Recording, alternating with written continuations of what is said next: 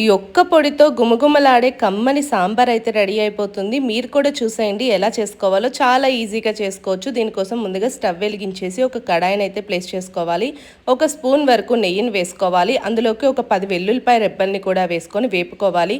అవి వేగిన తర్వాత ఉల్లిపాయ, పచ్చిమిరపకాయలు, మునక్కాయ, టమాటాని కూడా వేసి బాగా వేపుకోవాలి. ఇవన్నీ ఫ్రై అయిన తర్వాత ఇందులోకి మనం తరిగి పెట్టుకున్న క్యారెట్ ముక్కల్ని కూడా వేసుకొని వేపుకోవాలి. వీటిలోకి ఒక కప్పు వరకు వాటర్ని వేసుకొని మూత పెట్టి ఒక 5 నిమిషాలు ఉడికించుకోవాలి. కూరగాయ ముక్కలన్నీ కూడాను ఉడికిపోతాయి అన్నమాట. ఇందులోకి ముందుగానే మనం తయారు చేసి పెట్టుకున్న సాంబార్ ప్రీమిక్స్ పౌడర్ని వేసుకోవాలి. ఒక 2 టేబుల్ స్పూన్ వేసుకుంటే సరిపోతుంది. దాన్ని కాసేపు ఫ్రై చేసుకోవాలి. ఇక్కడ నేను చూపిస్తున్న విధంగా ఇది ఫ్రై అయిన తర్వాత ఇందులోకి 3 కప్పుల వరకు నీళ్ళనైతే యాడ్ చేసుకోవాలి. మీరు ఒక్క స్పూన్ సాంబార్ పొడి వేసుకున్నారనుకోండి, తక్కువ మందికి చేస్తే 1.5 కప్ సరిపోతుంది. నేను నలుగురికి చేస్తున్నాను కాబట్టి ఇక్కడ ప్రీమిక్స్ పౌడర్ 2 టేబుల్ స్పూన్ వేసి 3 కప్స్ వాటర్ని అయితే యాడ్ చేసుకున్నాను.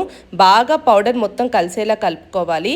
దీన్ని ఒక 5 నిమిషాలు మరగనివ్వాలి. తర్వాత ఇందులోకి తరిగిన ఉల్లికాడల్ని కూడా వేసుకోవాలి. ఉల్లికాడల్ని వేసి మూత పెట్టి మరొక 5 నిమిషాలు మరిగించారంటే మన చక్కటి సాంబార్ రెసిపీ రెడీ అయిపోతుంది.